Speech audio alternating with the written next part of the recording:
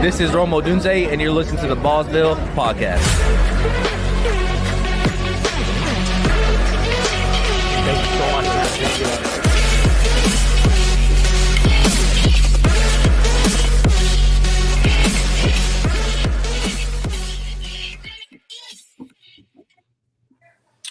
Welcome back, Ballsville gamers, to another episode of the Ballsville Podcast. I'm your host, Scott Fitzgerald, a.k.a. Lutz for Sale. And this episode is brought to you by the BallsvilleGame.com. Our games combine fantasy football and poker, which create big payouts with great odds. Welcome in, folks. I'm a little hoarse today. I'm a little under the weather, but I am back in the saddle for you guys. Whether I'm sick, whether it's surgery, I push through just for you guys. So let me introduce that horse referencing on purpose. I mean, did you watch the horse race today or something? You got a horse on the brain? No. So I'll introduce you to my panel. Bills Mafia. He is out in Vegas. The 8-2 Bills. One of the teams we'll talk about today. What is up, Sean? What's up, buddy? And back from a very long hiatus from the pod, who had to take care of some hurricane issues. My best friend. You know him as the dealer. What is up, Ken? What's going on? I heard I had to come back and give Sean a hard time. I heard people missed it. Yes. We had a lot of your fans asking when you were coming back. So yeah, glad to have you back. We have a big show today. We're going to talk some NFL. What's up, Jerry in chat? What's up, Zoobs? We're going to talk some NFL. We're also going to talk some scoring updates for our high stakes, mid stakes, and low stakes leagues. We will go over mini games and dynasty and big game on Friday when they are updated. And then we are also going to have a total of 12 free giveaways today. This was from our donations from our players to help with the Hurricane Relief Fund for Jimbo's Bimbos. And I'll break that down for you. So there'll be 5 mini game entries worth up to $4 each. These are pre-NFL draft leagues of best ball. These drafts will be after the Super Bowl. We have 5 big game entries, our benchmark best ball game. This is 96 leagues of best ball divided into 12 divisions playing for a championship. This year it will be a $7 entry. And that's post NFL draft. And then we will have one lucky winner that is going to have a free entry into our new triathlon league next year, we're very excited for you guys. We are running a pilot right now and fixing out all the kinks, and we are going to launch this next year. And it is a game like no other. You guys will be very, very excited to get into this game. For you listeners that are in the pod or that are in the chat, we are also going to give one extra big game entry if in chat the keyword, and we have to do this keyword because he's back, Hawk. If you put in Hawk in the chat, Jimbo's Bimbos, you're going to be entered for a big game entry. So please what's up, Jimbo? So we are going to get and also, Scott, we have 2 spots that are available for the podcast listeners. So if one of those 2 spots on our wheels and the other raffles for all the other drawing tickets hit on one of the podcast listener spots, then that ticket will go to that raffle, and we'll do a raffle with the podcast listeners for that ticket as well. So it could potentially be more than just one spot when we get to the actual raffle for the podcast peeps. Well, okay. I love when the people in chat are very aware and they listen right away. Hawk. Jerry, Jim, Zoobs. And I know Jimbo Bimbo, I'm just waiting for him to write in Hawk, and he's entered in. Yeah, there Jenny we go. B. Jenny B. There's Jenny B. Well, welcome in, Jenny B. She puts Hey. Scott has to say Hawk. This is great. Hawk. All right. Wait. We got to play. We don't have Sarah here right now, or this would have already happened. The timing would have been so much better with it. But I'm going to find the horn because I think we need the horn right now. All right. Fran's in the house. She writes in a capitalized Hawk. Hey, at least someone knows some respect for Hawk. Yeah, he had a Put some pretty. caps on my name. We'll get into that. So let's talk about the weekend. We'll get into just a couple injury things. So Dak is pretty much finished for the year. I will get into some bad, then we'll get into some good. The Dallas Cowboys they suck at football, and Mike McCarthy should have been fired weeks ago. His players are throwing him under the bus. Would that be the equivalent of an oatmeal pants coach? Yes, that's a def. You know what Mike McCarthy reminds me of? He reminds me of that fat slob security guard that sits at like the Secretary of State and tells you can't bring food in here and eat. You just got to sit there, and then he just stares at you the whole time. So I'll go right to Ken on this. And so what do you think about these America's team, the Dallas Cowboys? They're bad. They're bad to watch. That team is so dysfunctional that they're just bad all the way around. Super glad they're on primetime this week. Huh? Super glad they're on primetime this week. Yeah. So when the season started, I thought McCarthy would be the first coach fired, and I was wrong about that. But that team is just bad. Like, they're fighting with each other. It's just not a good look. So McCarthy, his fate's sealed. He's not coming back. He's done. He's going to be done. The only question is if he makes it through the season, which I don't think he will. I actually disagree with that because Jerry Jones has already come out and said that he regrets firing the midseason fire coaches that he has fired midseason. So I doubt that he fires him until after the season's over. I don't even think he fires him. I think he just doesn't re-sign him because his contract's up anyway. So I think he just plays it out and he moves on to another coach. But I don't see any moves happening this year. All right. Mike McCarthy should have just been gone weeks ago. It's just so bad. Another team we're going to talk about, and I'll get to Sean on this one, and it's the New York Jetropolitans, another team that sucks at football. This team is handicapped by a $49 million mistake. You have a team with win now pieces that are ready to go. They're wasting Breece Hall's prime of his career, and you're handicapped by an egotistical maniac quarterback who's pretty much on a milk carton every week. So, guys, and your owner is probably going to end up going to work in England for the next 4 years. Yeah. So, all I have to say to AA Ron is get on your bike and go back to Egypt because you are a terrible quarterback, and this franchise is disgusting. So, New York Jets, I will go to Sean. I know Sean is loving it. Sean, where do the Jets go next year? I mean, they are just totally screwed, aren't they? I mean, yeah, I think they're pretty much like everything. Like, if you're a Jets fan right now, I feel really bad for you, to be honest, because there's really not like any kind of a light at the end of the tunnel right now. There's nothing that you can hang your hat on and be like, hey, at least we got this to move forward towards. Like, there really isn't that, I mean, like I said, they're talking Woody Johnson's going to end up in, as an ambassador during the Trump administration. So he's going to end up succeeding to his brother again. And his brother's going to be in charge for 4 years while he's overseas. So if that happens, it's exactly what happened when they hired Saleh, and he comes back 4 years later and they might be in the same exact kind of situation they're in now. So it's probably just like a redo of the same thing over again for these guys. They're watching the same situations play out again, where they're going to end up without a coach that the owner has the back of, and they are probably going to try to do some sort of a retread win now type scenario again, instead of doing what they should do and just kind of tear it down and start over, because there's really nothing there other than Breece. I mean, what else? Can you literally look at their team besides Breece and Sauce and Garrett? I think that's really it. Everybody else on that team is like, they're okay players for the most part, or they're past their prime. No, I mean, I know you're a Bills fan there, Sean, but I disagree. That this team's ready to win now. They're missing one piece, and it's a huge mistake. What piece is that, though? Like, do you think that if they just put one quarterback in a different quarterback, you think it's going to make all that much of a difference? Oh, 100. Hold on. Please back me up on this one, Ken. No. What are you talking about?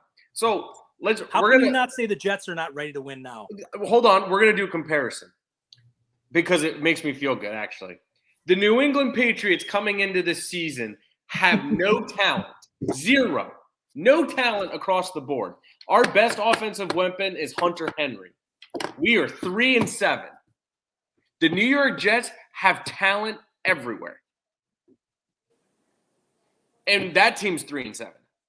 My point is, this team doesn't have a coach, doesn't have a quarterback, and they cannot consistently put it all together. So you're right, the team might be focused for win now, but where are you gonna go get a quarterback? Well, they had a chance last year. They could have went out and got Kirk Cousins. I mean, I think Kirk Cousins would have been pretty nice in this offense right now. He's doing pretty good for the Falcons. My point is, you bring in a guy who basically hijacked the franchise, brings in his own players, gets rid of people that he doesn't like. By the way, Mike Williams scored a touchdown last week on his new team. So you can't tell me the defense is not good. You have a generational talent at running back. You have Garrett Wilson, who's a great wide receiver. Adams is still there. They got a great defense. You're missing a quarterback. You take Kirk Cousins and you put that Kirk Cousins in an offense, get a different coach. It's a different team. So I don't even really put it all on the coach. I think people just hate Aaron Rodgers. They don't want to play for him. Well, it's leadership. It all comes down to a lack of leadership in general. The owner, all the way from the top, ownership all the way down, there's just a lack of leadership and a lack of responsibility and the people that are supposed to be the leaders. So that's where the biggest problem lies. You cannot have a good, sound army without good generals. That's just 101, So that's for sure the main problem there. But they also don't have much on the O-line. Their defense, even though you say they're a good defense, they've been playing like shit. So, they have a couple of good pieces, Quinnen Williams and Sauce Gardner, a couple of good pieces per se, but they're not a good defense. No, you're not a good defense because your offense can't score. So if your offense can't score, you're going to be on the field all day. Short fields at times because there's a lot of 3-and-outs, turnovers. So like I've said this before in the last couple of pods, the Jets are doing it all wrong. Run the football, short passes, play good defense. That's how you're going to win these games. But your issue is Aaron Rodgers is done. Exactly. That's my point. So this team isn't going to go anywhere. And I hate to say it, but this team looked better with Zach Wilson under center than Aaron Rodgers did. And that's bad because Zach Wilson sucks. But I'm not going to argue with you on that. I'm not. Like, there's no consistency. Had Aaron not gotten hurt, he would have been better in that team that year. Had Aaron not got hurt that year, I think he would have been a better quarterback that year. Not to say that this year would have been any different, but he definitely, I think, would have played better. That team was a better team at the time. And I do think Saleh had them coached up better before Aaron really started getting his hands into everything. I also don't think Saleh was a bad coach, but I don't think so either. He was a good coach. I think he made some bad decisions, but I don't think he had a choice though. Ownership is so metal. He shouldn't have been the scapegoat for getting fired for the Jets. Absolutely. The ownership, the bottom line is the ownership laid down to a old, creaky, over the hill, overpaid quarterback that should have been out of the league 2 to 3 years ago. So it's I'm going to disagree with Sean. I don't feel bad for the Jets fans.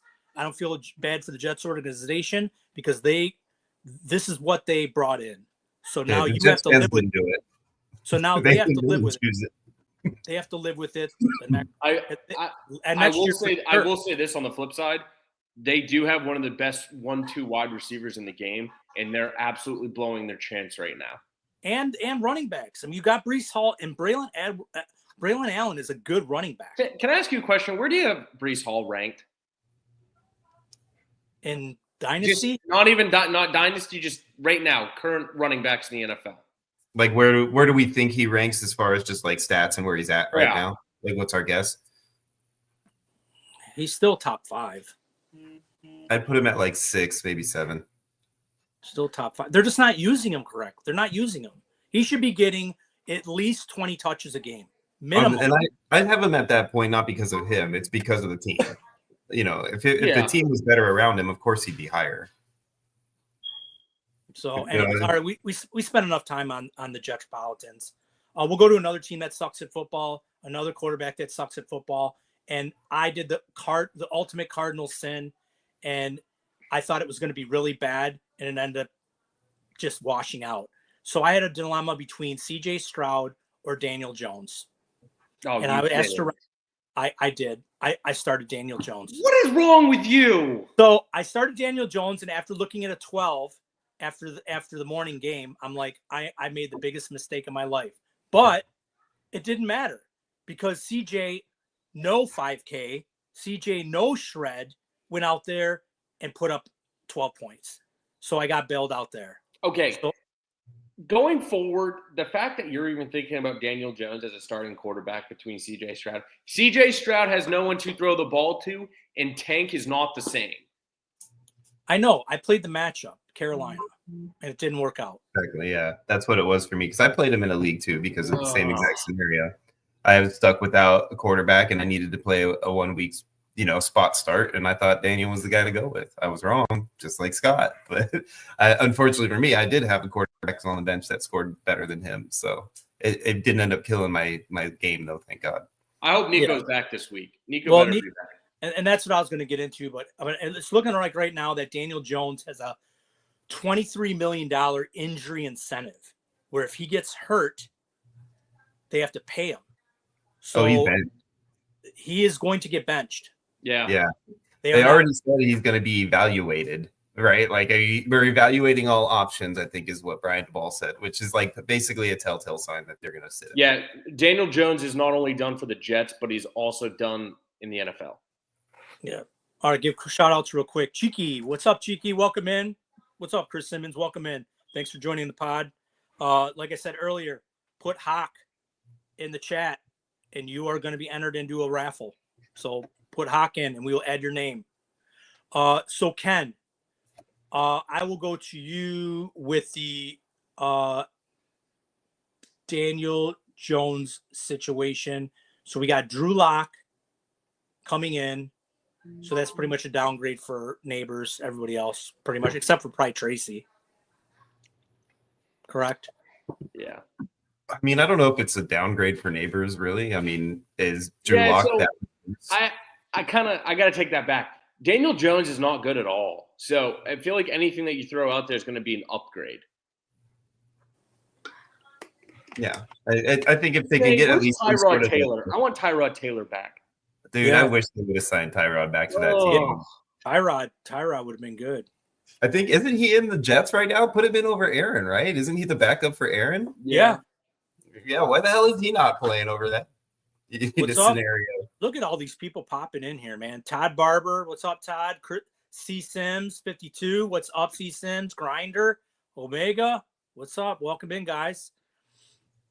Lots of heads coming in. I love it. You guys think Brian Dable should be fired? Yes. Yeah, I do. I mean, I hate to say it because I do like him as an offensive coordinator, but I just don't think he's got the head coach kind of, ability. So it's I think a certain type of leadership quality. It's almost like you have to be born with the ability to be that type of leader to that level, and I just don't think he quite has that, in him.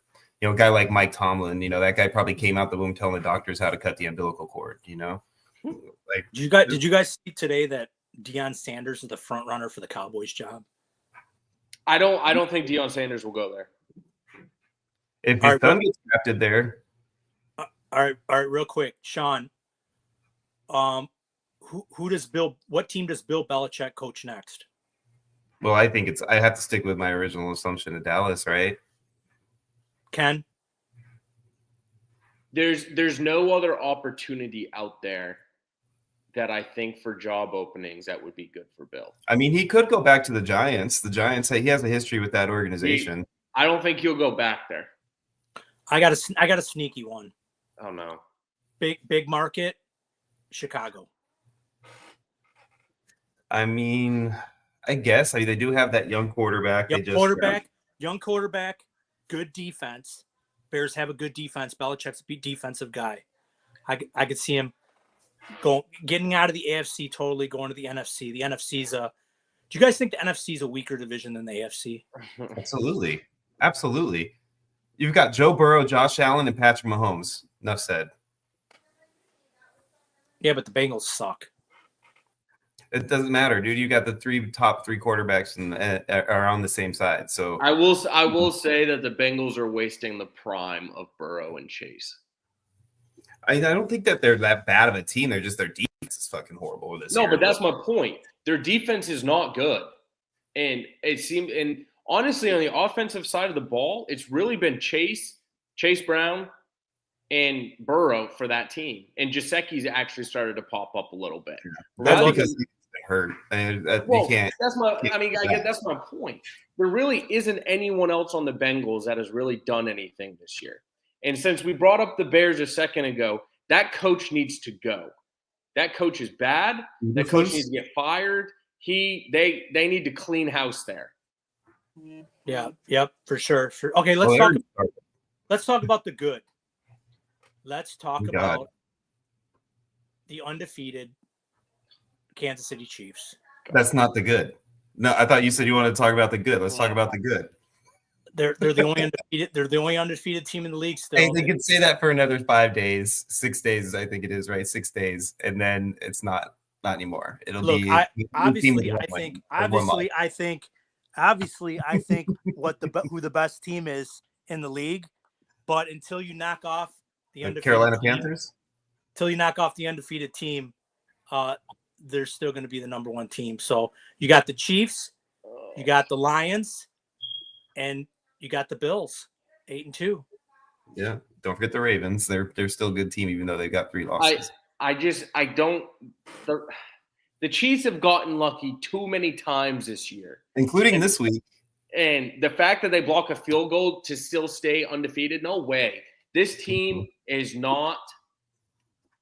I got to be careful how I say this because I'm going to get ripped to shreds. They are not the best team in the AFC. You better make sure Chiefs Life's not in here. No, they're not though. They're not. I mean, even if they beat Buffalo, I still wouldn't say that they're the best team in the AFC right now. I just don't think they are. I mean, there's holes in their game that they've been able to squeak by each week, because their defense is playing like out of its mind right now. So they've been able to squeak by, but offensively they are not playing well. And if they run into a team that's able to play good against their defense, I don't know if their offense can pull them out of a hole. Yeah, for sure. It's crazy to say that Patrick Mahomes' team is literally being led by its defense right now, but that's what's happening. Well, come on. So you come into the season with Kelsey, Worthy, and Rice as your top wide receivers. It was supposed to be Brown too, and then you lost him per preseason. Right. Worthy's done nothing. Rice gets hurt. You bring in Juju, he was a free agent, and then you go get D-Hop to patch your offense for wide receivers. I think teams going forward, if you can I say it like it's easy, but if you could shut down, Kelsey and D-Hop, I mean, there's really nothing else there that really just sparks optimism on the offense. Don't forget Pacheco getting hurt too. That was another piece of their offense that's been out for most of the season. That's definitely been overlooked because Kareem Hunt's been able to step in and do okay.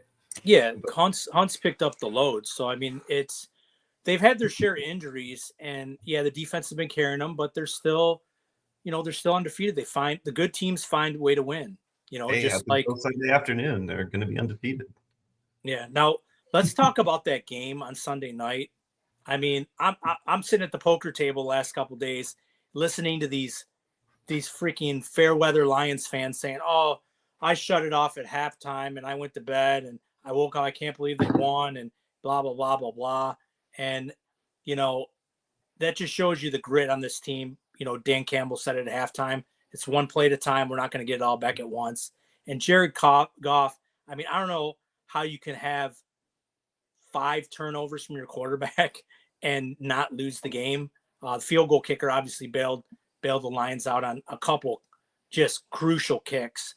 But the Lions defense is good, man. They got the turnovers when they need them. They got some good. They stopped the run. Joe Mixon didn't do anything at all. So, Sean, what did you think about that game on Sunday? I mean, the Lions. They're going to be a hard team. They're going to be a hard out.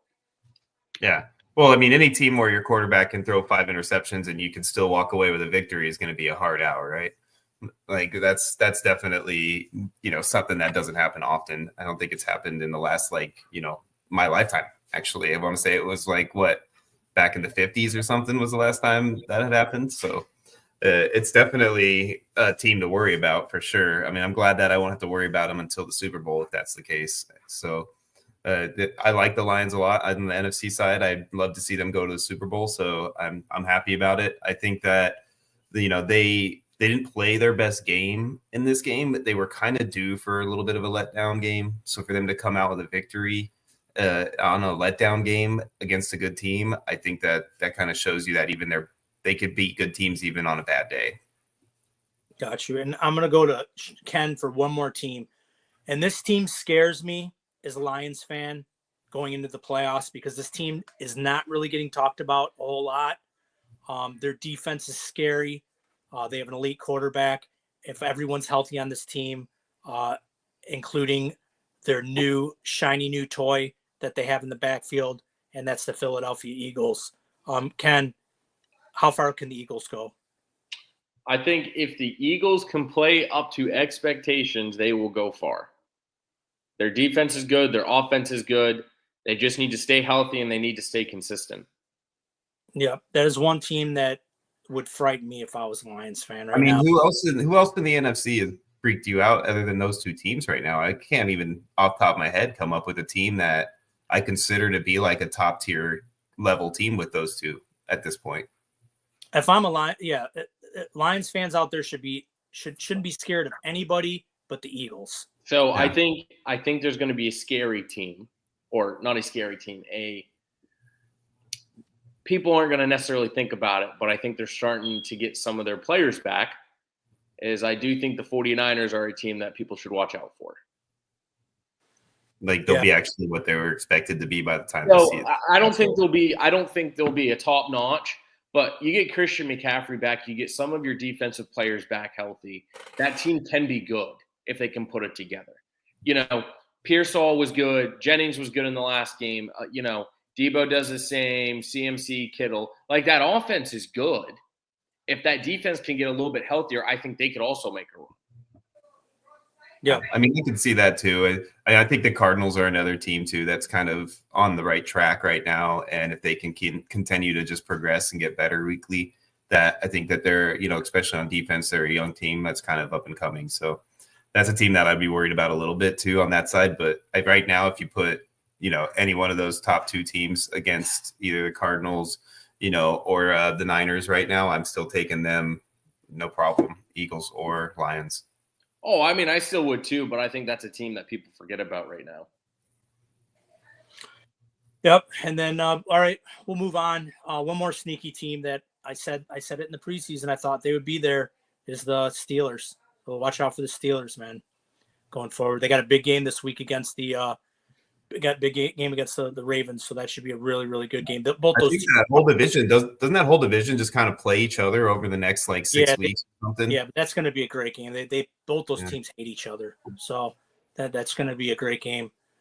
Okay, let's get into our elite performers for the week. We'll get into the quarterbacks, and coming in at number one, I think Ken and I have a bet on comeback player of the year, a prop bet for that, and that's Joe Burrow, 428-4. You got MVP candidate Lamar comes in at 2, Jalen at 3, Kyler Murray at 4, Brock Purdy, who's had a very nice year, he's going to get paid, comes in at 5. Derek Carr at 6, Justin Herbert at 7, Will Levis at 8, Josh Allen at 9, Russell Wilson 10, Pat Mahomes 11, and Bo Nix, who seems like he's always in the top 12 every week, comes in at number 12. I will go to Sean first. Justin Herbert, it looks like he's starting to turn things around a little bit. Jim Harbaugh, that team's looks like they're kind of ascending. Do you feel a little bit more comfortable about Justin Herbert going forward? Absolutely.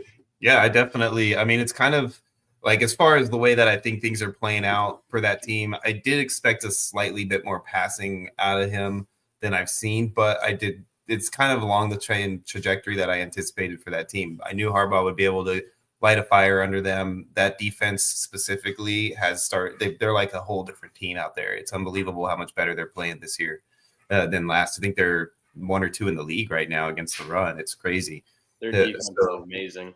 Yeah, they're playing really, really well. I like the way that their offense is, letting Herbert kind of run a little bit here and there and getting him comfortable. And Quentin Johnston seems to be learning the offense finally. So, I'm definitely on that bandwagon with them. One of the reasons I do believe the AFC is a lot more difficult than the NFC is, a team like that, like that type of team right now in the NFC, you could put them as the third best team in the NFC. You could argue that, you can't do that in the AFC right now, but you can argue that in the NFC. So that's where, stuff like that in these types of AFC scenarios, I think the race on the AFC side, even though right now it seems like it's worse because the, lower records are in, I think the lower records are just showing that you got a lot more disparity amongst the teams and better overall quality of team in the AFC side. All right. Before I get to Ken, I want to give a shout out to JoJo in the chat. If you guys aren't going to the ballsvillegame.com tool section and getting into that DFS and prop betting, you are losing money because we are winning every week. What's up, Trevor? Trevor's in there too. Ken, Russell Wilson has unlocked George Pickens. This looks like a very good team. They can run the ball. They can play great defense. It looks like the coaches, Mike Tomlin, knows better than we do. I know a lot of us were saying they should have never made the quarterback change and kept Justin Fields in, but looks like Russell Wilson has found a little bit of fountain of youth. Do you like the long term on the Steelers, and do you think they can make a really big push in the playoffs? I think the Steelers only make a big push in the playoffs if it's their defense. That defense is going to run that team. I just think that looking at the Steelers as a whole, yeah, Pickens is good. Mike Williams is okay, but after that, he really isn't much. I'm not a big fan of Freiermuth, but whatever they have done on running the ball this year with Najee, they have unlocked something in Najee that they have not done before. So I just think that's a team that has to rely a lot more on their defense compared to other teams. Right. And I tell you what, man, Mike Tomlin, he should be up for, at least in consideration for Coach of the Year, because a lot of people weren't talking about the Steelers earlier in the year, and he's Mike Tomlin's a great coach. He's always done really good work with the Steelers. So big Mike Tomlin fan. Okay, we'll go to the tailbacks. Coming in number 1, we got Bijan. We got Chuba. Chuba's been, if you've had Chuba on your fantasy team this year, you're loving it because Chuba's been outstanding this year in that backfield, and he was handsomely rewarded. Coming in number 3 is one of my new favorite players. I know the team. That team giving Sanders a big contract and now Hubbard, and then you draft Brooks. What are you doing, guys? They need a financial advisor. So if anybody wants to, if anyone's listening there, Mr. Tapper, go ahead and dial 1-800-KEN-MORE, and he can help you with all his financial needs, all your guys' financial needs, because you're just blowing money. The Chuba's not wasted money, but Sanders is. Coming in at number 3 is my new favorite player, and it's Chase Brown. You're looking at the next Austin Eckler. So I said it last week. I really like this guy a lot. You got James Conner coming in at 4, Rashid White at 5, Austin Eckler at 6, Bucky Irvin at 7. So you got 2 Bucks running backs. Kareem Hunt at 8, Joe Mixon at 9, CMC at 10, Elvin Kamara 11, and James Cook at 12. Hey, can I just say something real quick just because JoJo's in the chat? This is just great. If everyone remembers, one of the best pub subs I'm going to win this year from him is the fact that he said that Rich was going to be better than CJ Stroud, and that both quarterbacks have not been good at all. But I definitely won that bet, so I just needed to point that out. Since CJ Stroud just sucks a little bit less. Exactly. Right. So let's say Rich get back in now and then end up running the table on the rest of the season for the Colts, and he end up losing. Ken, I know you haven't been on the show in a while, but I spoke about this last week, and I know you were a big fan of this guy in the preseason, is Chase Brown. Big time. What are you liking out of this guy? I don't know. I just kind of like what he brings to the team.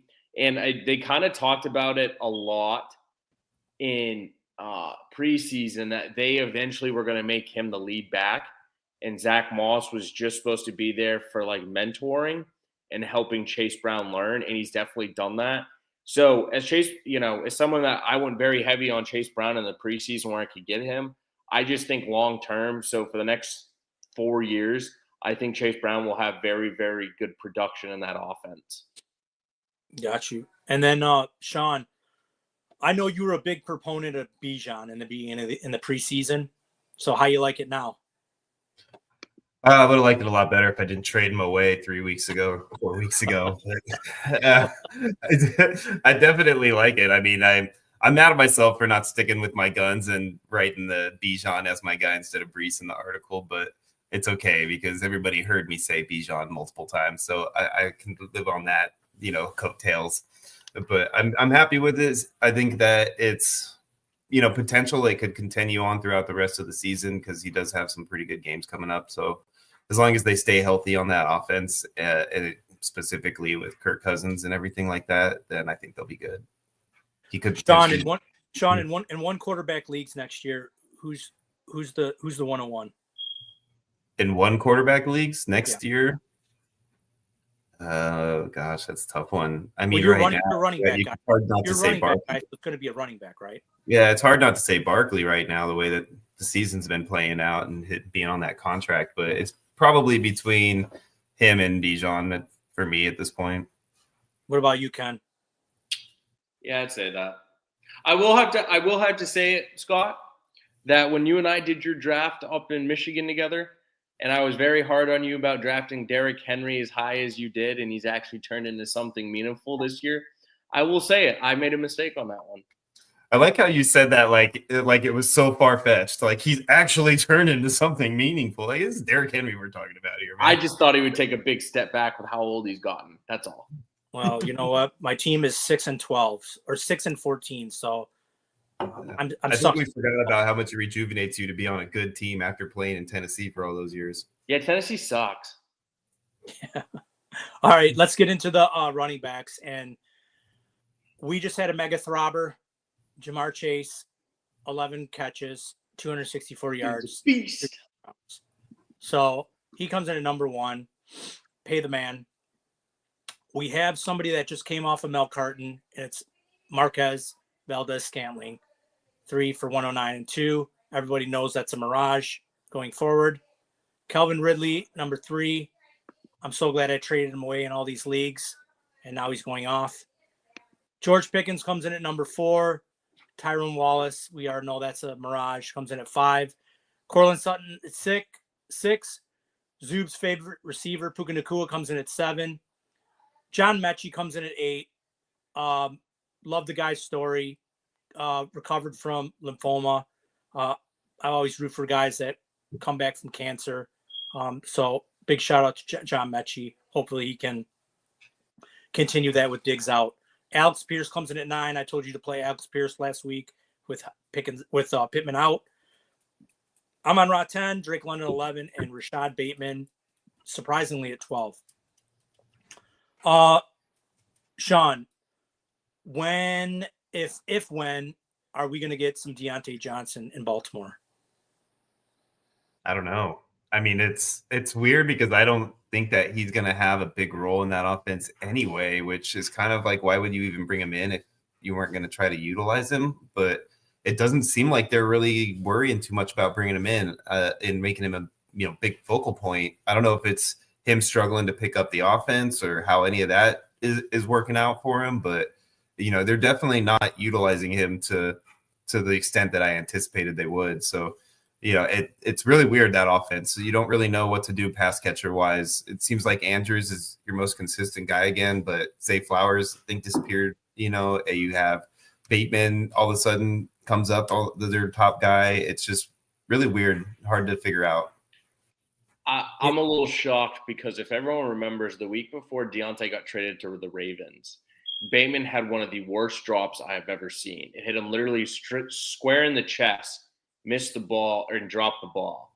And I was like, okay, so they're going to bring Deontay in to take over for Bateman because Bateman's just pissed everyone off. And instead, Bateman just has gotten better the last 2 games. I don't think Deontay's going to be anything meaningful on this team. The only way that something happens is if someone gets hurt. Yeah, for sure. And Sean and I talked about this last week. I mean, the Ravens spent, money to bring in Deontay Johnson, and they have a huge hole in their secondary. And that's how they're getting, I don't know if they're going to be able to make it through the playoffs, giving up 1 million yards in the secondary. So I thought that was a little puzzling that they brought in a receiver. Bateman's been pretty good. It looks like Mark Andrews is back. So I was really, really shocked that they didn't. Now, do we know for sure, too? Because I believe Kyle Hamilton had an injury in that game, too. I don't know if he's going to be healthy or not. And if that's not the case, then you're going to have a really big hole in that secondary if he's not able to play. Right. Yeah. He rolled his ankle or something like that. So we'll have to monitor that going forward. Yeah, they might have open season when it comes to Ravens receivers against the Ravens if they're going to keep scoring the way they are, and their defense is going to have that big of a hole in the secondary. Right. And JoJo writes in chat, A.D. Mitchell was the free square in DFS last week for Pittman being out. So, like I said, winning money over there. Check it out. BallsvilleGame.com. So I'll go to Sean with Jamar Chase. I don't know if we really needed to speak a whole lot. I know if Connor was on here, he'd be drooling all over the screen with Jamar Chase. So don't worry, we did that yesterday's pod. Yeah. So I mean, I agree with Ken. I just think the Bengals. Everyone knows I hate the Bengals. They're just a terribly run organization, and they're just wasting away these years with those two. If I remember correctly, Scott, weren't you the one that was saying don't take Jamar Chase in the first round because of the injuries? No, that was Joe Burrow. He has hated Joe Burrow. It was both, I feel like, at the end of the draft season. I never disliked Joe Burrow's talent. It was his injuries. I said, I don't know if I can invest the guy who's can't fight off the injury bug. Now, Jamar Chase, yes, he was going through a contract issue. I don't want to invest in guys like that early. And Jamar Chase is, starting to unlock himself, but he wasn't really unlocking himself the first part of the season. So, I mean, you could be out of the playoffs right now if you invested in him and the rest of your team isn't doing well. So I still stand by that. Scott Fitzgerald. I still stand by my analysis on You said Trevor Lawrence was very close to Joe Burrow. At the beginning of the season, we got into this. You said T-Law was very close to Joe Burrow and that he was a guy that you'd rather build around. Lawrence is trash. He's trash. Trevor Lawrence is closer to Daniel Jones than Trevor Lawrence is to Joe Burrow. No, he's not. He's not close. He's not close to. I would say he's the Dalton scale when it comes to the comparison between Daniel Jones and Joe Burrow. I would say he's the Dalton scale. He's like you did say, okay, maybe that last part's a little far fetched, but you did say that T-Law was a lot closer to Joe Burrow at the beginning of the season. I'll stand. Yeah, I'm sure I did. You did because you hated Joe Burrow so much. You're glad to have me back, Scott. Why are you picking on the sick man? All right, he's powering through this podcast. He picks on me all the time. All right, Kenneth, we'll go to tight ends next. I know. You're getting a boner on this one. So, that's why he's sitting up today. Coming in number 1 is Travis Kelce. He's finally back on the map, even though he's getting close to catch and falling range, and not a lot after the catch stuff. Mark Andrews comes in at 2, Tanner Hudson at 3, which is I thought it would be Gesicki and not Hudson. Sam Laporta comes in at 4 with his 3 catches and a touchdown. And then we have coming in at number 5, TJ Hawkinson, who had 8. Let's go! 9 targets. So I'm not going to say he's back yet, but he's trending. because but actually, Scott, that fantasy point number really doesn't mean anything. How many games is this in a row that he has played? Because that's the number that everybody cares about. Two. So we have 2 for 8 so far. He needs 6 more games. That's hey, Scott, remember, TJ Hawkinson will outscore Ertz by the end of the season. He's got a lot of ground to make up. Yeah, so does Ben Sinnott. Yeah, so is Ben Sinnott. George Kittle comes in at 6, Trey McBride 7, Pat Fryermuth at 8, Goddard 9, Evan Ingram 10, Dalton Schultz 11, and Kyle Pitts comes in at 12. So I will give the floor to Kenneth. Kenneth, go ahead and let the audience know how you feel about TJ Hawkinson. It just makes me so happy to see TJ Hawkinson back on the field and actually performing, because you said that he is not a good tight end. That's all I have to say. That's all you got? Hey, he's sick. I got to take it easy on him. TJ Hawkinson, former Lion great. Hey, but I just want to point something out. But when he has a top 10 week this week and Scott still says that he's an okay tight end, don't you worry. Next week I'll be all over Scott.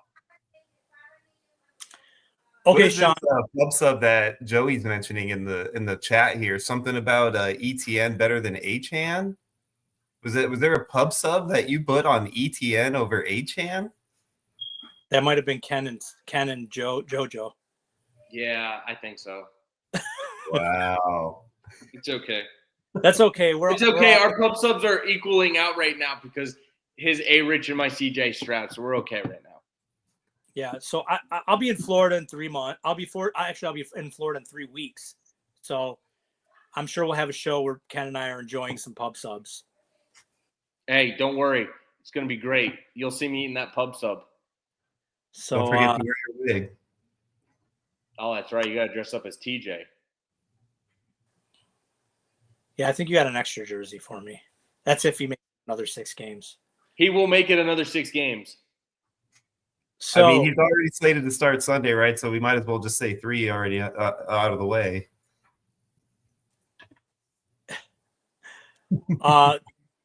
So going forward, Sean, would you rather have Travis Kelce or Mark Andrews going forward? Kelce still going forward. Yeah, I just think it's hard to shy away from Kelce, knowing that he's still Patrick Mahomes' is like main man in that offense. I just don't trust Kelce like I used to in years past. Well, I know his run after the catch is getting worse because he seems like he catches the ball and just falls down, and that's what happened to who was it? Jason Witten all those years when he got older. He'd just catch the ball, and we called him the 5-yard button hook because he would run a 5-yard button hook, catch it, and fall down. So. Yeah, this might be the end of Travis Swift in the next year or so. Well, I don't think he's going to do any good this week, so definitely sit him this week if you have those two to decide between. Okay. All right. Well, that wraps up our big performances of the week. Hey, I have one question for you guys, just because it's on my mind. When Juju comes back, do you think Juju will actually be anything?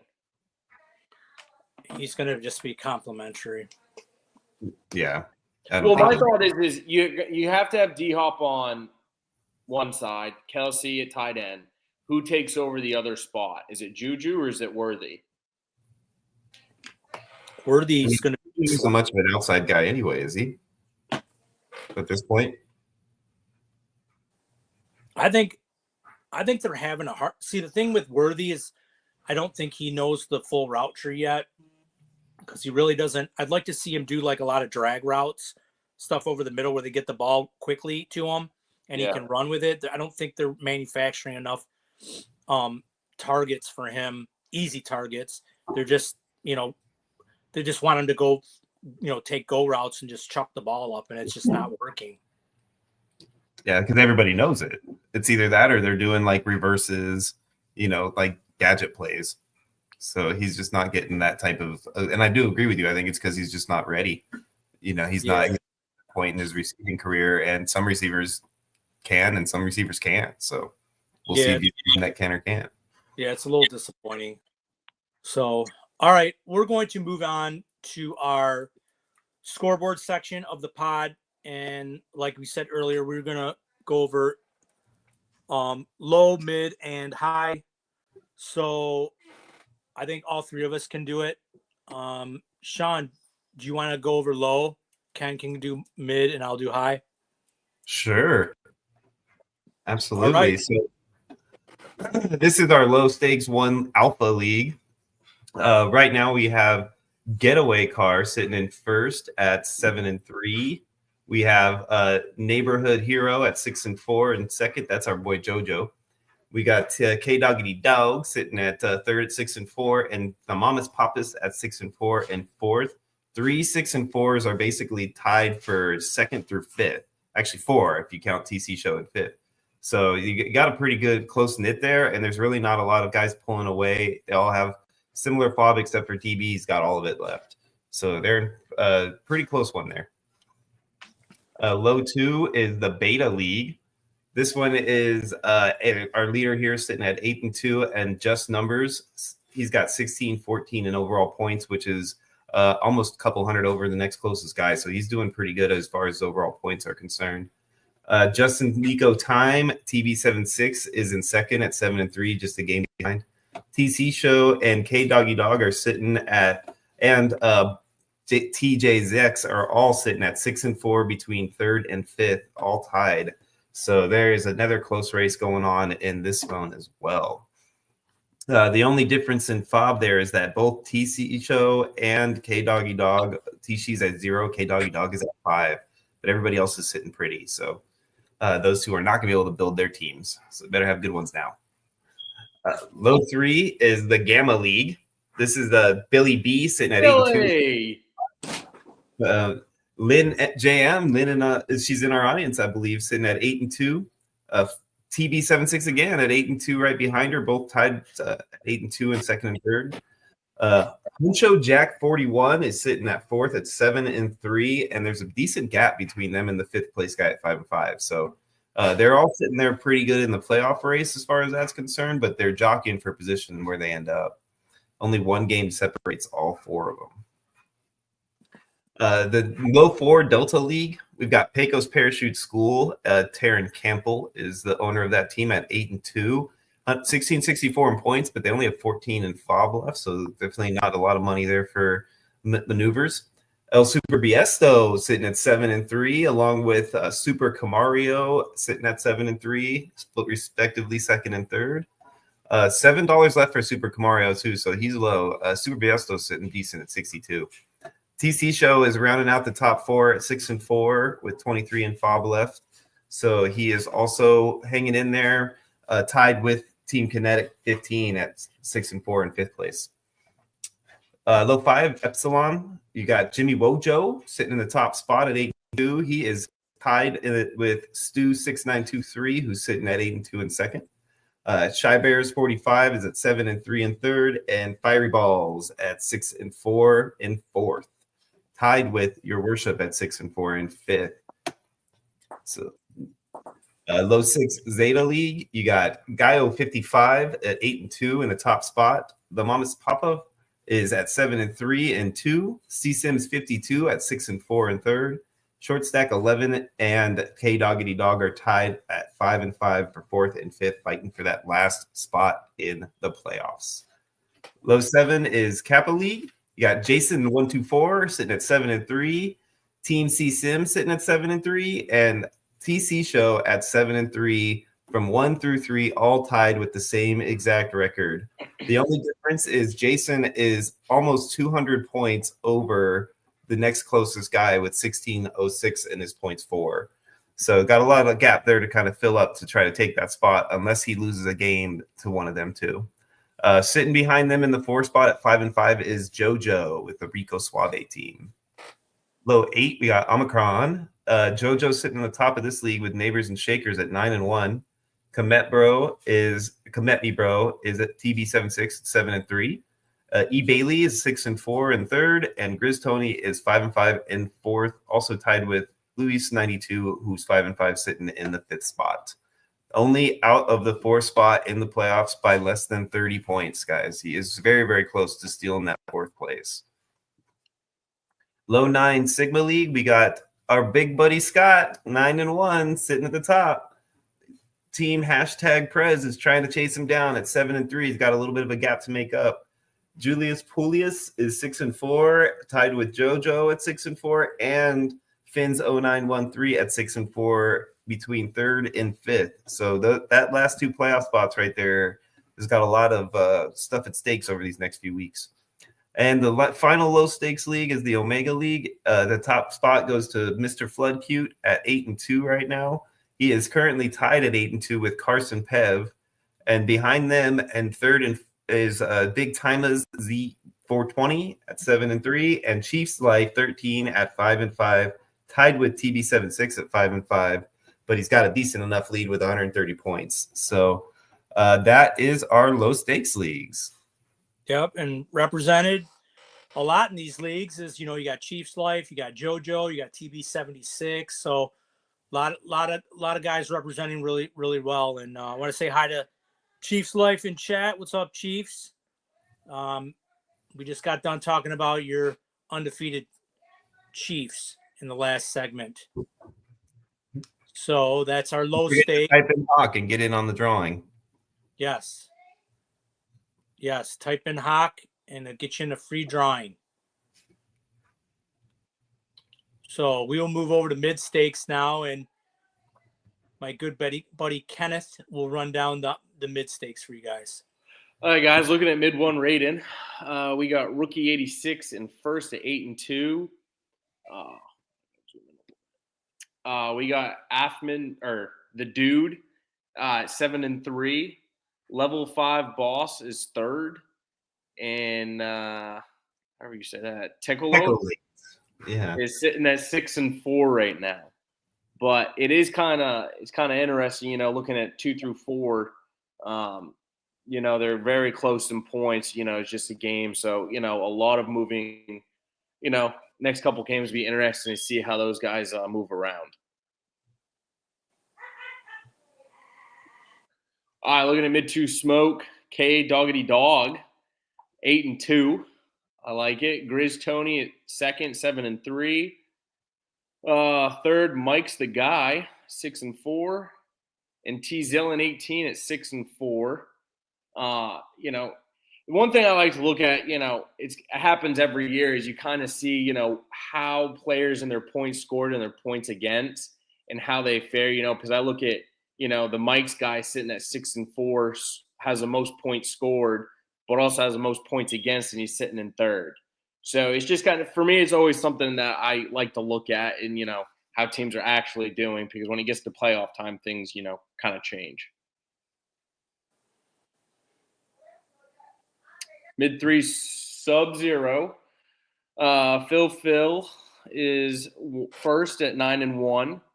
Mike's the Guy again, sitting at 2nd at 8-2. Short Stack, 7-3. And our one and only JoJo is 4th at 6-4. JoJo's doing good in these redraft leagues this year. Mid 4 Noob. Let's see. What's this one, Scott? What's the one called, Ken? Oh, I always suck at this. Say it, Scott. The Knob Slob League. There we go. Cash 3 is first at 7-3. Finch 2nd at 7-3. Julius Poulius 7-3. And Mr. Ben Doing This is also at 7-3. So that's going to be a really nice or cool league to watch, because it's all going to, right now, everyone's sitting at points, just points scored right now.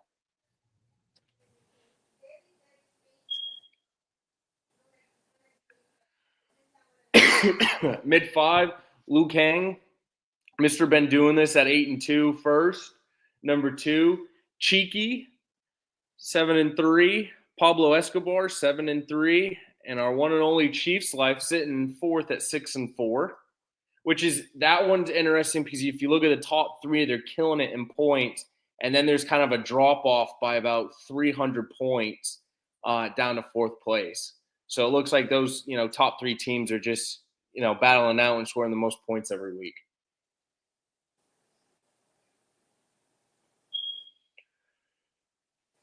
Mid-6, Kung Lao. Eddie Money sitting at first at 9-1. Mr. Been doing this 7-3. Third is Sorry for Cussing, and 4 Adrenaline Mob 6-4.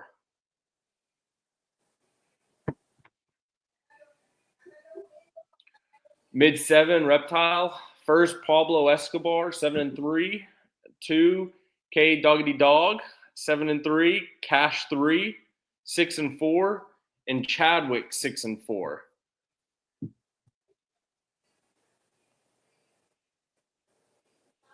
Let's see. Mid-8 Scorpion. JoJo is at number 1 at 6-4. Grizz Tony 6-4. C-Bomb third 6-4. And then what is that? Bat Luke 6-4. Back to lock. Oh, there we go. All 6-4. Same thing. We'll be looking at how that kind of shapes out with points.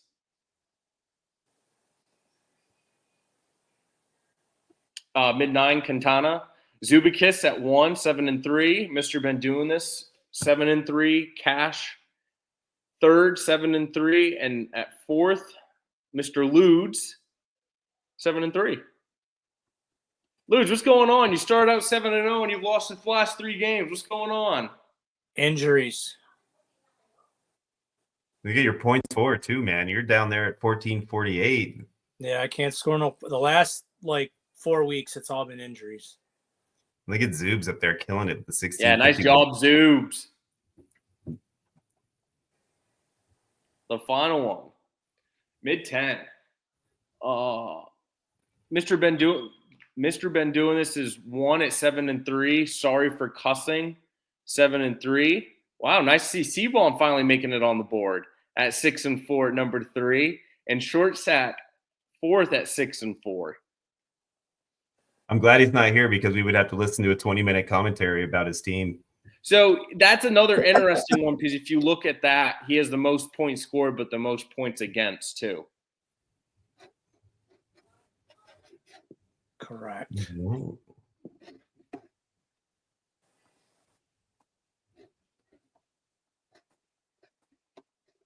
Okay, that does it for our mid stakes. I just need to get out of this section first.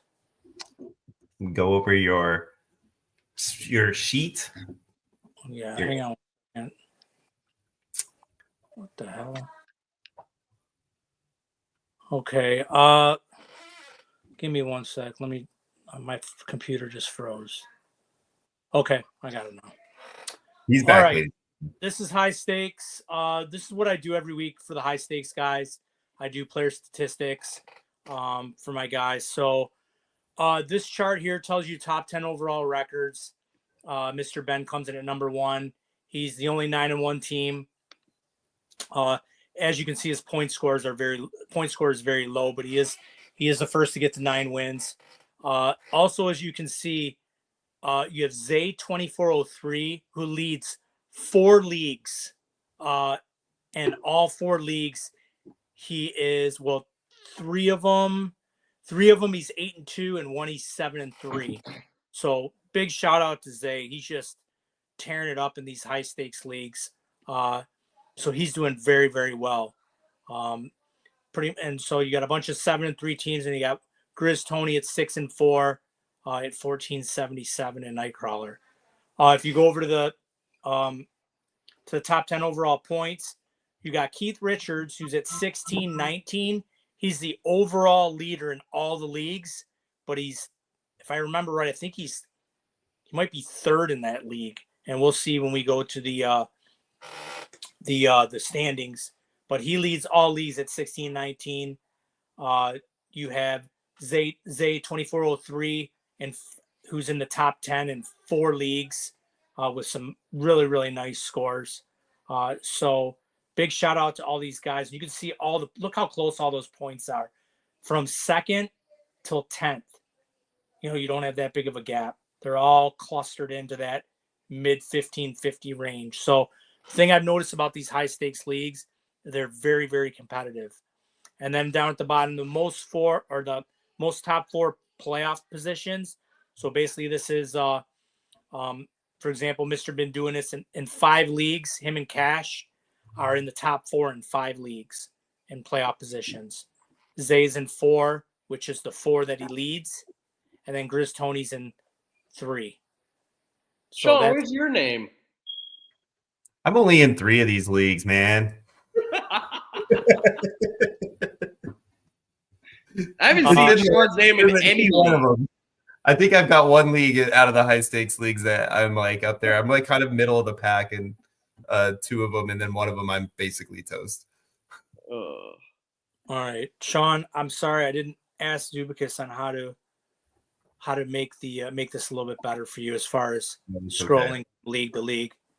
I have to talk to him about that. So we'll get into the standings now. And number 1 is Wolverine. You have Love John, who we love talking about in trade talks. He comes in at number 1 at 7-3. He is fresh out of Shekels. We got JoJo again. Garrett Cake comes in at number 2. Undesirables, Mr. Ben doing this, comes in at 3. And the Gyno Garglers comes in at number 4 at 5-5. So that is. There's my first team too, right there. Just so you guys know, he's sitting right there at 5th. Oh yeah. If anybody wants to know, Sean is just outside the top 4 at 5-5. So we have 3 teams at 5-5. They're looking to creep into that playoff spot and hold it down. So that's Wolverine. Number 2, we have Beast. There's Zay 2403, 8-2. He's on a 5-game rip. Moneymakers, Colin Black is in at 7-3. The TC Show is at 6-4. He's on a 4-game rip, along with Rookie 66, who's on a 4-game rip. So these guys are running up the leaderboard with some nice back-to-back wins. So congratulations to you guys and Beast. We'll get into Gambit. Number 3, there's Zay 2403 at 8-2. Look at that 7-game rip all the way to the top. There's that Keith Richards that I'm talking about. He just cannot catch Zay, but he does have 16-19 in the overall points leaders, and he is out of Shekels. Thrill Kill comes in at 7-3, and there's our boy Chief's Life coming in at 4th at 6-4. That is Gambit.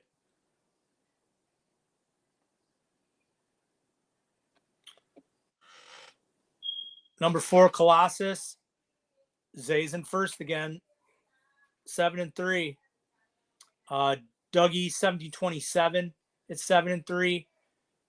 Cash 3's at 7-3, and Mr. Ben is at 6-4. So, pretty good right there. That is Colossus 4.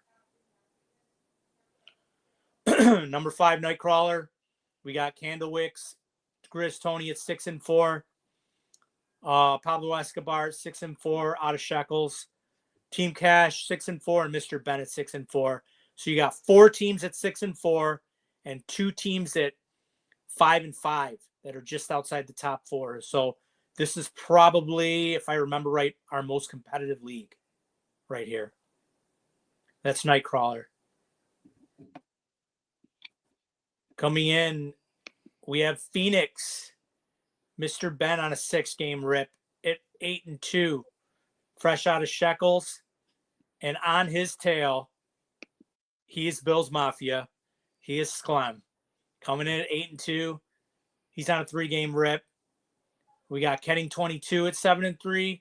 Scofflaw at 6-4. Congratulations, Sklem. You're right on his tail. This is one of those leagues where I made the trade where I took a bunch of quarterbacks early and then made the trade where I traded a bunch of like depth picks. So I got all these early picks later in the draft and didn't have any picks in like the last 7 rounds. Nice. That's Phoenix. Number 7, Iceman. We have the Toon Squad, Mr. Bennett, 9-1. Here's your 9-1 team right here on a 4-game rip, fresh out of Shekels. A little bit low on the points for, but doesn't matter. He's 9-1. And Mr. Ben just popped in. Hey, Ben, we're talking about your teams there. Team TDX Swarm at 7-3. We got A-John at 7-3. And we got Grizz Tony at 6-4. So once again, Mr. Ben, overall leader in the high stakes leagues at 9-1. That's Iceman.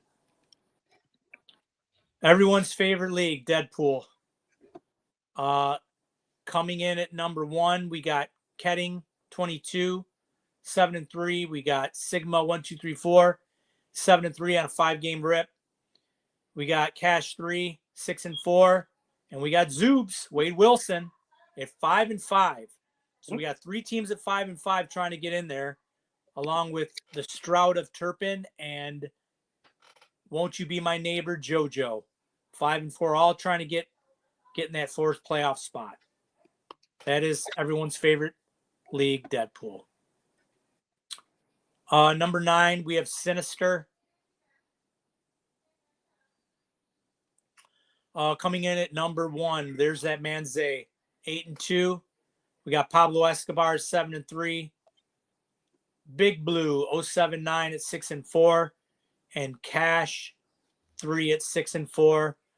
Pablo and Cash are out of Shekels, and we have JoJo and Mr. Ben at 6-4, all trying to get up into those last 2 playoff spots.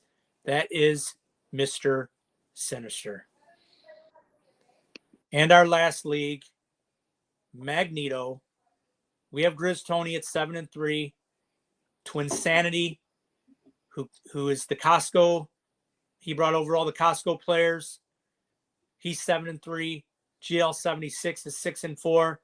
Cash 3 is 6-4. And then we have Mr. Ben and Ketting 22 at 6-4, just outside the top 4, trying to get those last 2 playoff spots. That is Magneto, and that is high stakes, which I think is the most competitive, in my opinion, out of the 3 stakes. So that is that. So what do you guys think about these high stakes leagues, man? They're pretty competitive, especially in the high stakes and stuff. I definitely think the high stakes leagues have. Yeah, they have a competitive group in that high stakes league, man. There are a lot of guys that knew how to draft pretty well in those leagues. So you didn't get one team per se that was like that much better for sure than the others, you know? Right. All right. One last. But yeah, they're fun. One last shout out to you guys. If you guys look down at the ticker, Mr. Ben, I think Chiefs already did. If you type in the word Hawk in the chat, you're going to be entered for a free, what do we say, best ball game for next year. So go ahead and put in Hawk, because we are going to move into the raffle. But before we get into that, Sean, we are finally going to be closing out the our marathon. Marathon, help me out here. Marathon. Ballsathon for the victims from the hurricane. Yeah, absolutely. We were able to collect over $1,000, which is great. I've worked with Jimbo here and getting him set up so that he can get that money from the GoFundMe. So he should be able to have access to that, if not already, hopefully here soon. If there's any issues, Jim, let me know, because on my end it says that it should be GTG for you. But we'll make that worked out one way or the other and make sure that he gets his money. And for everybody that donated, we want to say thank you to you guys, because it was really awesome to have, everybody step up the way they did and help us out. And, even just listening to us go on and on for hours on end on Sunday like that, it was really a lot of fun. And we appreciate all you guys, participation in what we did here. We do have a lot more items still that people are willing to donate. So we're in the process of trying to set up an online auction page on our website so that we could potentially offer up some more stuff. So it doesn't mean we're going to stop trying to raise money for Jimbo. We're just going to close this portion of it out for the Ballsathon side of it and then work towards our next setup here as time goes on. So, the man's going to need help. So we're going to continue to keep trying.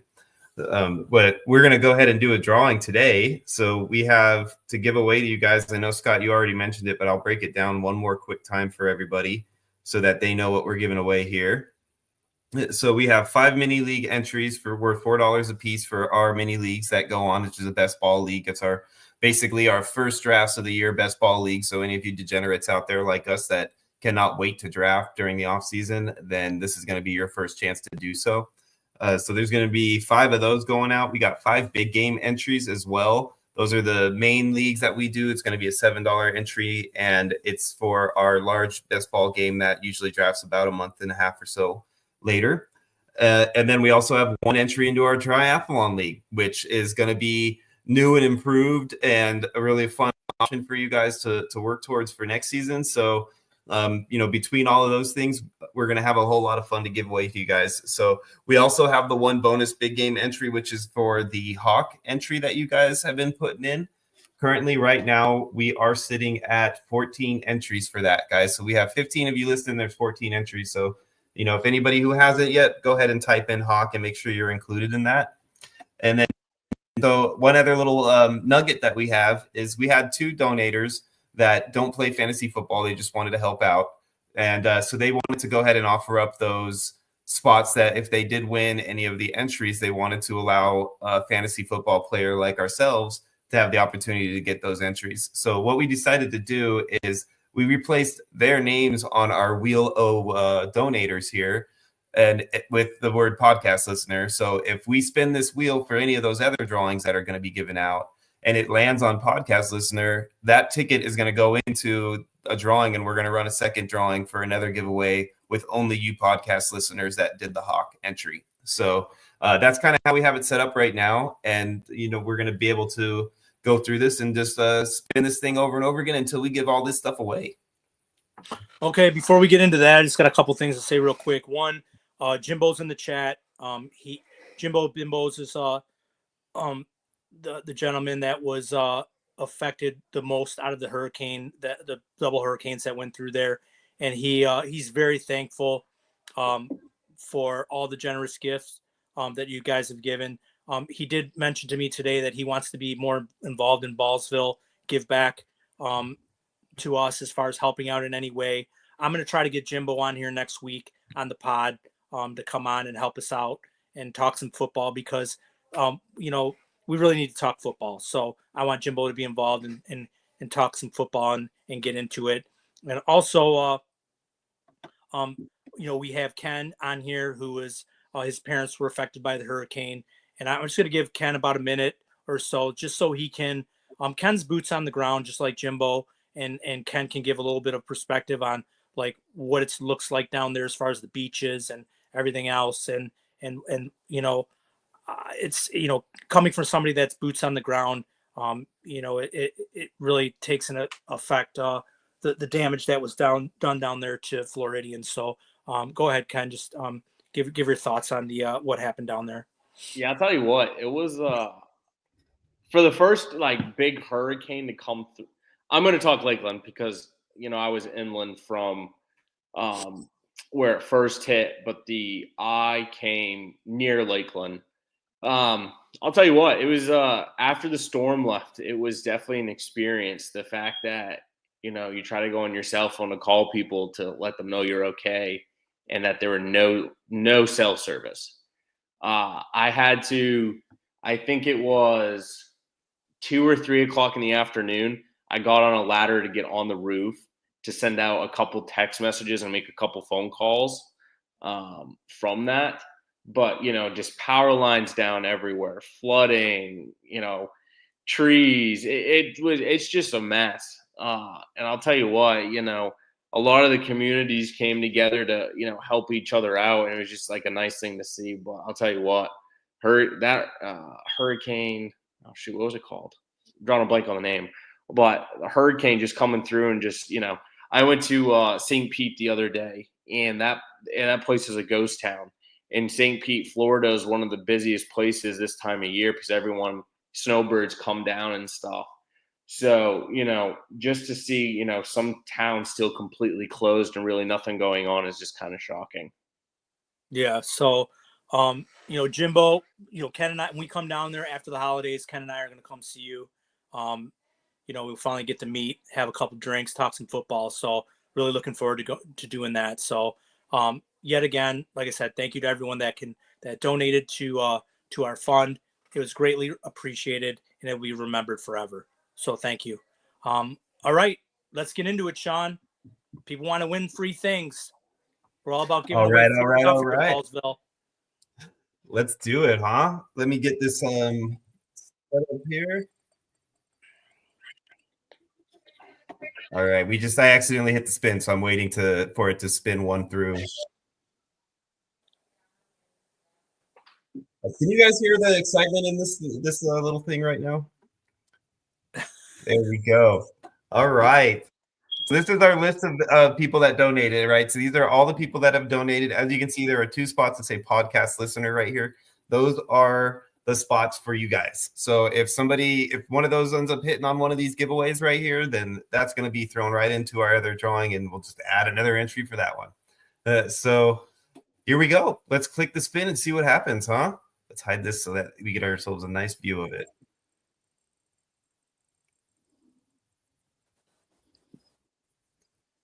Oh, and look at that. The first one is going to go to the podcast listeners.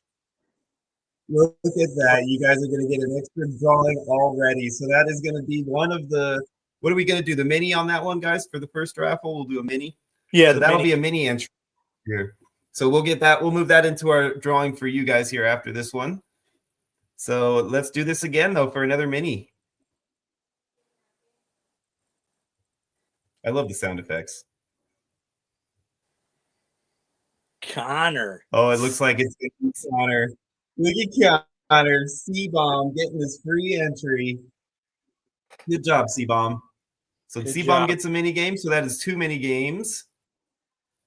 So let's spin for the third mini game.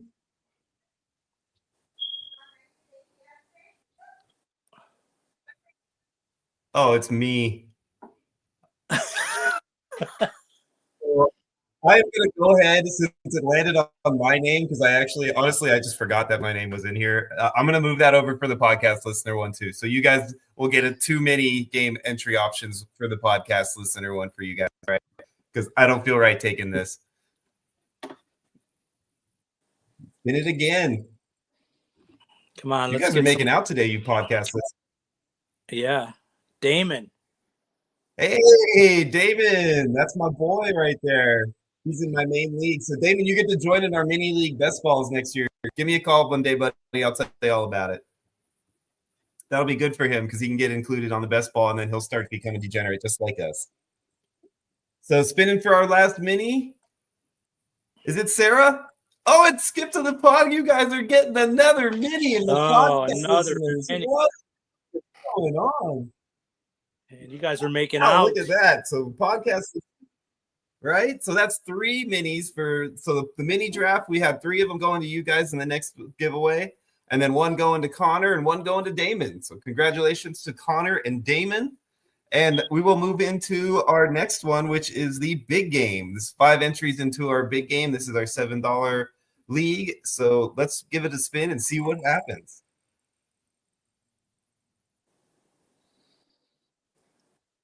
Oh my Lanta. It's podcast listeners. Oh, look at this. Yeah. This is a lot. Look at this. You guys are just killing it here. So now we've got 3 minis and 1 big game for you guys. 2 big games because there was already 1 big game in there. So look at that. Let's spin this again and see if we can get somebody other than a podcast listener one this time, huh? That's Jeff. Jeff, love this. That's cash. Zoobies, you got yourself a big game entry, buddy. Now, if this lands right here on this podcast, listeners, I'm going to spin again because that means it went from here to here to here. Is that Jeff Loveless? Is that Cash or Zubakis? I think that's. I believe that's. Is it? I thought Cash was the. Oh yeah, Loveless is Cash, I believe. He Yeah, that's might have mixed Cash. up the names. Sorry, Zoobs. Hey, Grinder. Yeah, sorry, Zoobs. That is Cash. My bad, brother. But yeah, that's right. Poor Zoo. Both Poor stuff Zoo. and we mixed up the last. Right? I know we got them all excited for nothing. It's okay, Zoobs. If it hits on me, I'll give you the next one. How's that? Zoobs. So look Michael at Grinder. He Mendez. got the helmet too, guys. This is the mini helmet winner right here, guys. So this is a double win for him because he got the mini helmet and he got this. So good job. Yeah, go ahead and enjoy that helmet. Yeah. What team was it again, Scott? I don't know, some team from Ohio. He's like, he's good. Some team from Ohio. Oh man, that's awesome. All right, so that is our third big game entry going out. One to the podcast listeners, one to Cash, and one. And let's see who gets the fourth one. Is it going to be you, Scott? Is it going to get to you? Hurry up! Oh, Steven! Way to go, Steven! So Steven Smith got the fourth one. We have one more left for this. Let's see who gets this last and that's final cheeky. big game entry. That's Cheeky Hobson. Cheeky. Oh, Cheeky? Yeah, there you go, Cheeky. El Presidente. El Presidente.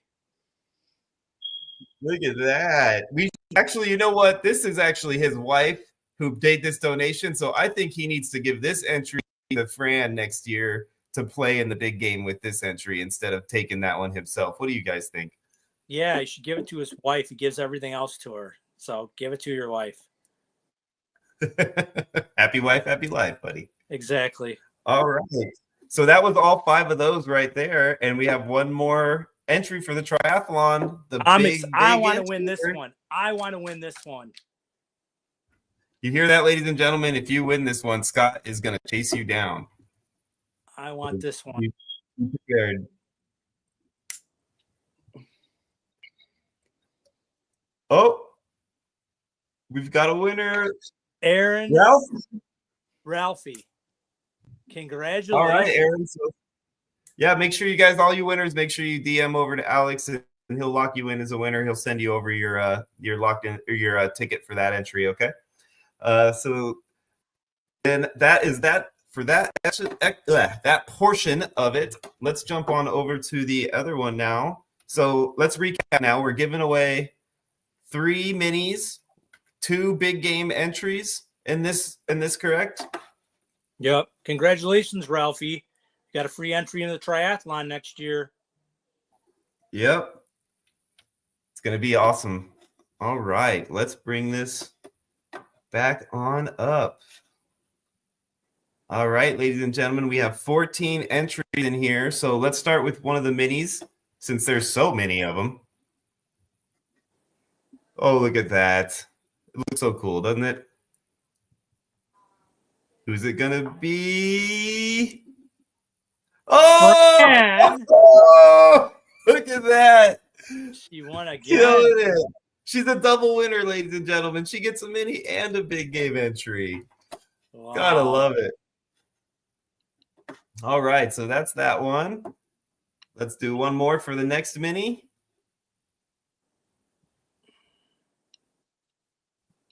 Ooh, ooh, ooh. Oh, that's Oh my goodness. Oh, that's so wrong. That is so wrong. Oh man, it's the husband and wife combo with the B2B victory. Oh my gosh, that's crazy. We're gonna So lose this all. one went to Alex. We're gonna lose all our viewers. I know this is rigged. Oh man, so the good news is, guys, that neither of those two can win again. So you guys don't have to worry; they're not going to get another one. Oh man! All right, third and final mini game. What do we got? We are down to only 12, guys. So you got a 1 in 12 shot here now. Oh, Mr. Ben. The daddy been doing this. Look at that. We got another year of been doing this, guys. So be prepared. Yeah. Big game, here we come. All right. Oh, I'm sorry. That was the last mini game. I'm sorry. That's the mini game. So you got to be in that one on early, Big Ben doing this. So be ready for that one. That's right after the Super Bowl. And here we go for the big game entries. We've got one of two big game entries.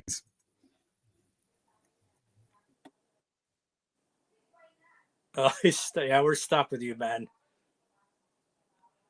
Sims 52. All right. Big game entry for you. And our last and final drawing, right? That was the first big game entry, correct? Yeah. So we got the last and final one here. All right, you guys, 10 people left. 1 in 10 shot. Here we go. This is where we miss Sarah. She would have been jumping in with the drum rolls. Oh, Chiefs pulls it out the last minute. Oh, with a Hail Mary. Typical Chief. Oh, man. He comes in at the last second and blocks the field goal for the win. Unbelievable. Way to go, Chiefs life. Yeah. Oh, man. That was fun. All right, so all you winners, go ahead and DM Alex if you haven't already, and let him know that you know what it is that you won. I'm sure he'll recap all this too when he gets a chance. I know he's out working today because there was a windstorm that hit California, and he's got a lot of work to do on his pool, so he's been out there doing overtime. But he's going to jump on that for us, and he'll get everybody their entries. And once again, I just want to say thank you guys for everything you guys have done. You know, stay tuned. There'll be more to come, but we really appreciate everything you've done up to this point. Yep. And so that concludes our show for today. I want you guys to please like and subscribe to the podcast. Also go to the ballsvillegame.com for all your fantasy needs. We really work hard on that website. Please check out the tools section. Like I said, DFS, prop betting. JoJo works very hard on that along with myself. We are winners every week. And definitely tune in Friday. I will not be there. I'll be on a vacay. So Sean will be on probably with Connor and Sarah and whoever else wants to get on. And then Ken's going to be there too. I don't know if don't let Ken sneak away. I don't know. We'll see.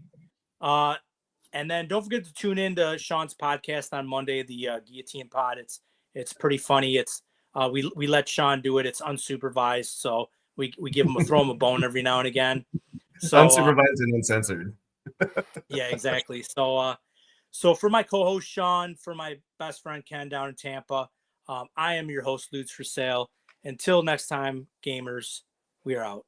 That's a wrap.